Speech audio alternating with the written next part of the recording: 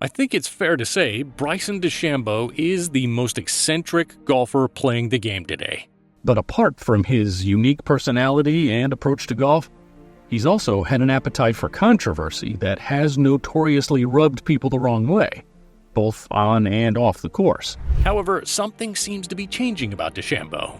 He's still loud and controversial, but for a guy both golf fans and golfers couldn't stand some months ago, he's suddenly become likable for a couple of factors I'll get into in this video. The most obvious one is the fact that his game has purely gotten better. But besides that, he's also now the most approachable dude in golf, mostly due to his persistent fan interactions.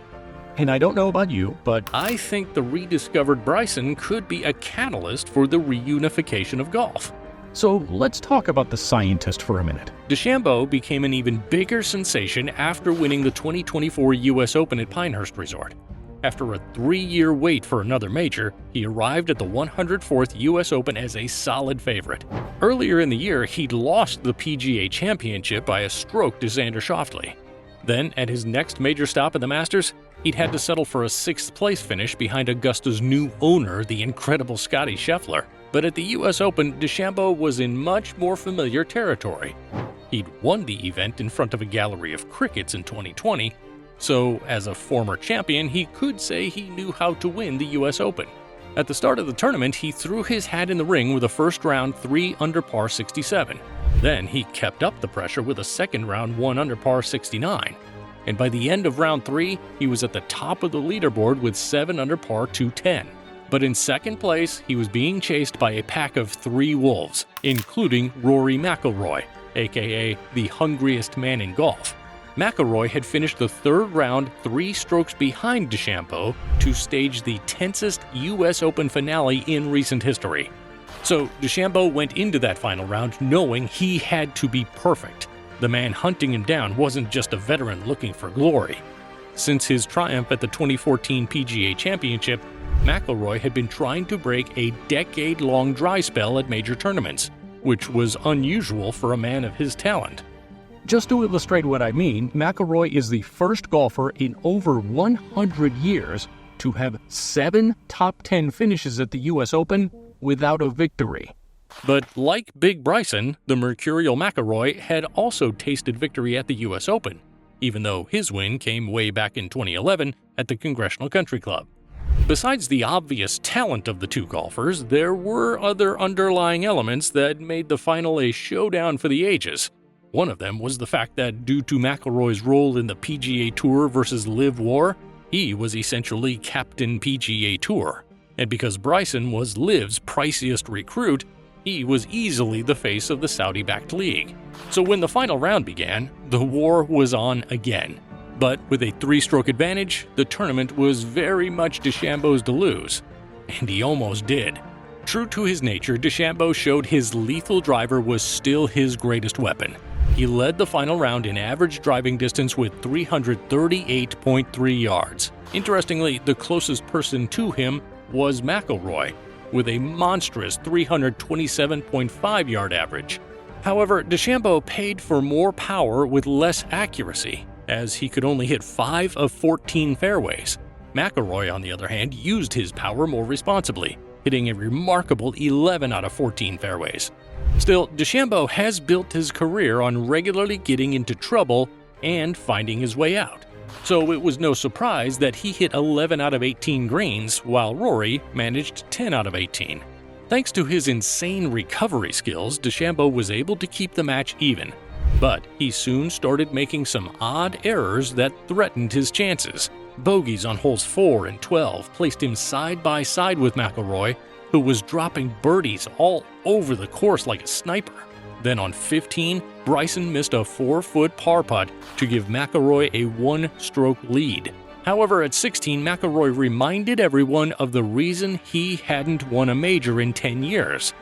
I think I heard a newborn curse out loud after his 2.5-foot par putt lipped out for a bogey. Before that flub, he had made 496 consecutive putts from inside 3 feet.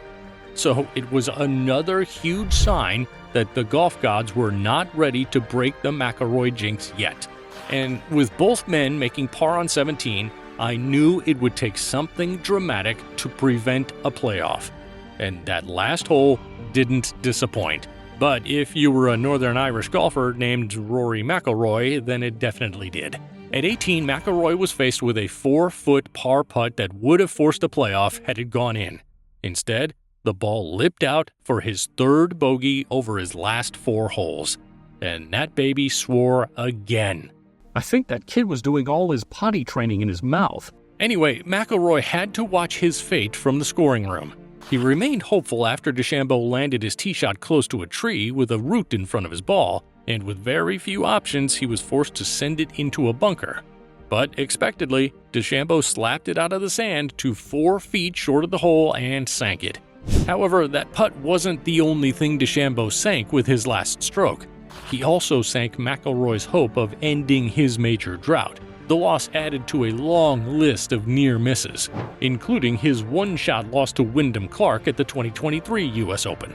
So while the crowd exploded around their new champion, McIlroy made his way out of the arena in disappointment. He drove away in an SUV without saying a word to the press, but his silence was more profound than anything he could have said. Meanwhile, DeChambeau continued celebrating his triumph with his rowdy fans. He had been connecting with them throughout the event, high-fiving everybody outside the rope and roaring with them after every putt. At the end of the tournament, DeChambeau rewarded their support by making good on his promise to let them touch the trophy. Out there, he was the image of the people's champion. He even dedicated his victory to Payne Stewart, an original people's champion who had won the U.S. Open at the same ground shortly before passing away in 1999. Looking at this scene, one might be convinced it's always been like this for DeChambeau. But that would be nowhere near the truth. A few months before this, he was a total outcast, and some might say for very good reasons.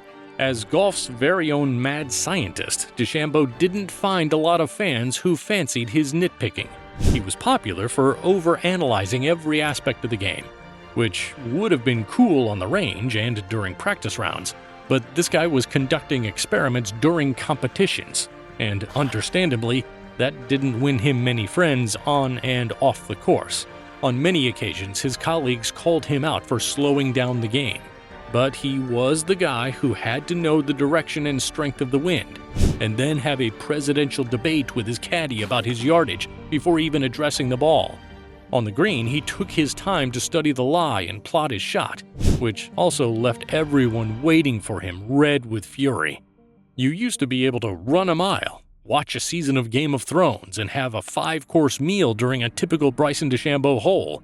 It was what led to his fight with now LIV colleague Brooks Koepka, which produced this unforgettable eye roll from Koepka. Sometimes, Besides that, he caught a lot of flack for just being different. He had same-length clubs, wore flat caps, and was simply a master of saying the wrong things. In 2020, for example, he casually downgraded the prestigious Augusta National, calling it a par 67. But he soon found out it wasn't light work when he got humbled with a 46th place finish at that year's Masters. Then, a year later, he got into trouble with his driver maker when he said, "Hit it down the middle of the fairway, that's great, but again, with the driver right now, the driver sucks. It's not a good fit." Then there was that awful gallery rope business at LIV's Chicago Invitational at Rich Harvest Farms in 2022. Bryson had walked headfirst into a gallery rope and dropped down on a knee like he'd been hit by a truck. His melodramatic reaction to the incident didn't go down well with golf fans at all, and they instantly took to Twitter to make fun of him for the shameless act. That was before a 2023 interview where he was caught pleading on behalf of Saudi Arabia for its alleged involvement in the 9/11 attacks. As for his bigger controversial actions, I'm sure everyone remembers his 2020 bulk up that divided opinions across the golf world. Starting late in 2019, Bryson used an insane diet and weight training regimen to gain over 50 pounds. And when he came out of the pandemic break, he'd gone from lanky Bryson to an actual bison in the space of about 6 months. He did all that just to become the biggest bomber on the course. And the criticism against his transformation would have made sense if he wasn't dropping nukes from every tee box and winning tournaments. By the time LIV came around, DeChambeau had become numb to the hate, so he didn't mind being called a snake for taking over $100 million to ditch the PGA Tour for LIV.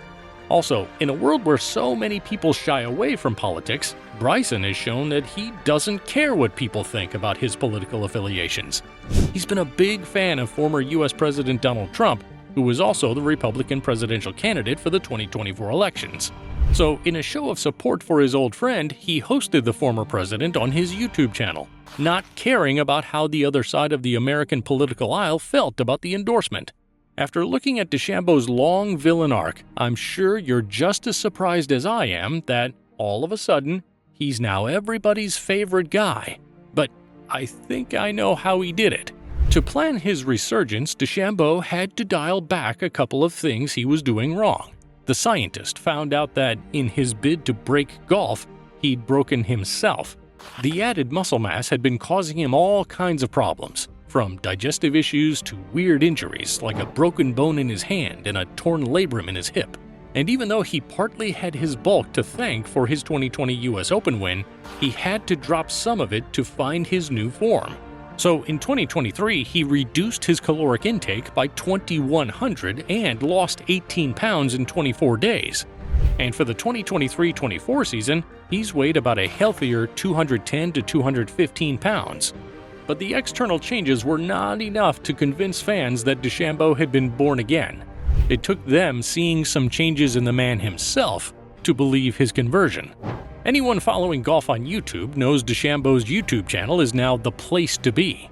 His shorts and long-form videos have generated over 170 million views. And I think the allure of it is that you usually don't get this level of access into the life and game of a player at DeChambeau's level. The channel allowed fans to watch him develop into a totally different person. And as of the time I'm recording this video, it has over 1.45 million subscribers. And hey, I know I'm no DeChambeau, but I'd appreciate it if you subscribe to this channel too.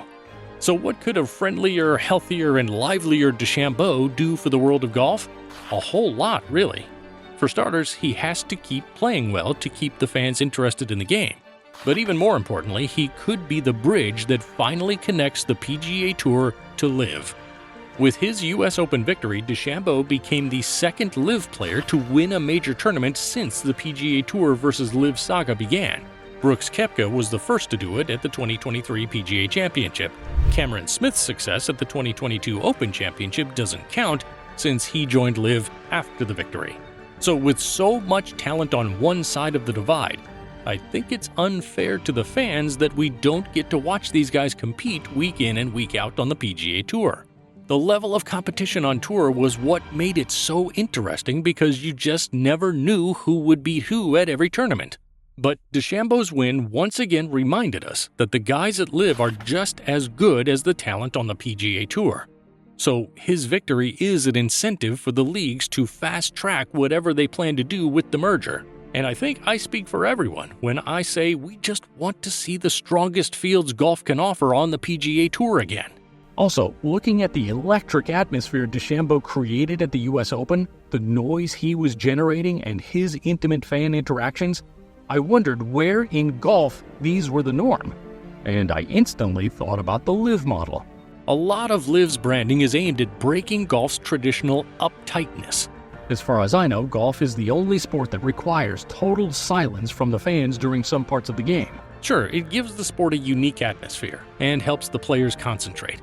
But I feel it might bring the fans into the game a little more if we do away with the quiet part. Anyway, that's just my opinion. Let me know what you think about the silence rule in the comments. Another taboo that LIV allows its players to commit is wearing shorts. For me, I think players should be allowed to show some leg if it will help them play better. And I know some people will say, so what if someone shows up on the course in basketball shorts and a wife beater? Well, to that I say, as long as he doesn't play basketball on the course or beat his wife, let him have it.